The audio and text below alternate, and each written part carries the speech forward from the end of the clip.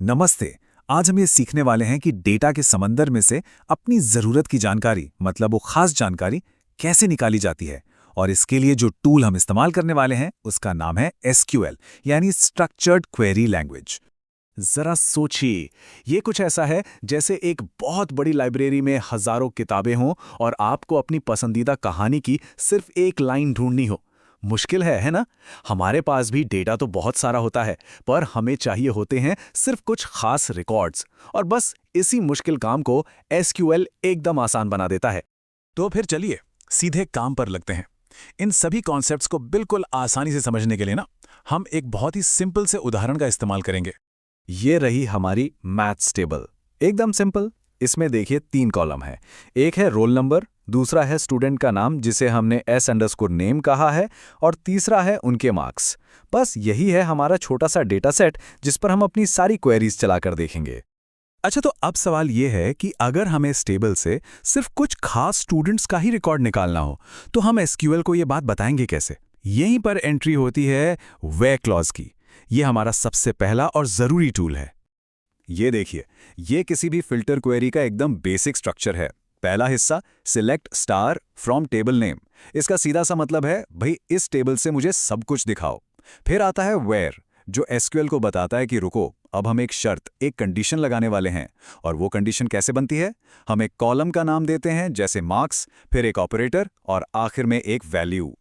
और पता है, यही ऑपरेटर्स आज के हमारे मेन टॉपिक हैं।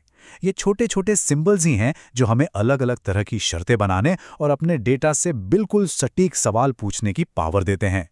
चलिए सबसे आसान सवाल से शुरू करते हैं। हमारा गोल है उस स्टूडेंट को ढूंढना है जिसके मार्क्स ठीक 50 हैं, ना एक नंबर ज्यादा ना एक नंबर कम, एग्जैक्ट 50। इसके लिए हम इस्तेमाल करेंगे इक्वल्स टू ऑपरेटर का, यानी ये इक्वल टू का निशान। तो हमारी क्वेरी क्या बनेगी? Select star from maths where marks equals to 50। और देखिए, रिजल्ट में हमें सिर्फ मोहन का रिकॉर्ड मिला क्योंकि उसी के मार्क्स ठीक 50 हैं। ठीक है, ये तो आसान था। अब मान लीजिए हमें उन स्टूडेंट्स को देखना है जिनके मार्क्स 60 से ज्यादा हैं। यहां काम आएगा ग्रेटर दैन यानी ग्रेटर दैन का सिंबल। हमारी क्वेरी होगी वेयर मार्क्स ग्रेटर दैन 60। और देखिए, हमें अभी, रवि, अर्जुन और सैम का रिकॉर्ड मिला। अब यहां एक बात पर ध्यान देना बहुत जरूरी है। 60 मार्क्स वाली कृति इस लिस्ट में नहीं है। क्यों? क्योंकि उसके मार्क्स 60 से ज्यादा नहीं हैं, वो तो 60 के बराबर हैं। चलिए अब ठीक इसका उल्टा करते हैं। इस बार हमें उन स्टूडेंट्स को ढूंढना है जिनके मार्क्स 40 से कम हैं। इसके लिए हमारे पास है लेस देन यानी लेस देन ऑपरेटर। जब हम क्वेरी चलाते हैं वेयर मार्क्स लेस देन 40 तो हमें रोहन, रॉकी और नेहा के रिकॉर्ड्स मिलते हैं। क्यों? क्योंकि इन सभी के मार्क्स 40 से कम हैं। सिंपल। अब एक थोड़ा सा अलग सवाल, क्या होगा अगर हमें उन सबको ढूंढना है जिनके मार्क्स या तो 80 हैं या 80 से ज्यादा हैं? मतलब 80 वाले को भी शामिल करना है। इसके लिए हम यूज करते हैं ग्रेटर दैन और इक्वल टू ऑपरेटर। जब हम लिखते हैं वेयर मार्क्स ग्रेटर दैन और इक्वल टू 80 तो हमें 90 और 100 वाले तो मिलते ही हैं, साथ में रवि भी मिलता है जिसके मार्क्स एग्जैक्ट 80 हैं। मतलब ये उस बाउंड्री वैल्यू को भी अपने रिजल्ट में शामिल कर लेता है। बिल्कुल इसी तरह अगर हमें उन स्टूडेंट्स को ढूंढना हो जिनके मार्क्स 30 या उससे कम हैं तो क्या करेंगे? अंदाजा लगाइए।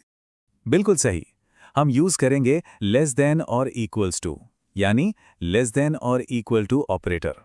हमारी query where marks less than और इक्वल टू 30 हमें 10 और 20 मार्क्स वालों के साथ साथ नेहा को भी दिखाती है क्योंकि उसके मार्क्स ठीक 30 हैं।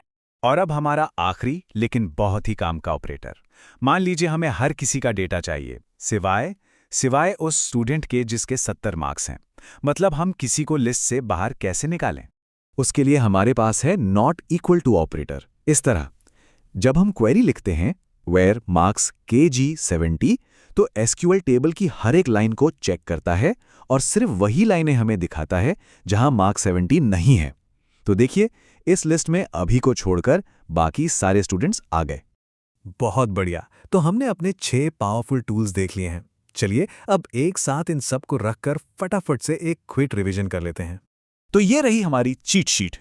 इक्वल्स मतलब बराबर, ग्रेटर मतलब से ज्यादा, लेसर मतलब से कम, ग्रेटर देन इक्वल्स मतलब बराबर या ज्यादा, लेस देन इक्वल्स मतलब बराबर या कम, और आखिर में ग्रेटर देन इक्वल्स जिसका मतलब है जो बराबर नहीं है।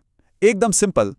बस इन 6 सिंपल सिंबल्स को समझ लेना एसक्यूएल सीखने की तरफ पहला और सबसे जरूरी कदम है। यही वो पावर है जिससे किसी भी डेटाबेस से जानकारी को फिल्टर किया जा सकता है, उसे कंपेयर किया जा सकता है और अपने सवालों के एकदम सटीक जवाब निकाले जा सकते हैं। तो अगली बार जब कोई बड़ा सा डेटा सेट सामने आए ना, तो घबराना नहीं है, क्योंकि अब सवाल पूछने के लिए सही टूल्स मौजूद हैं। तो बताइए, आपका पहला सवाल क्या होगा?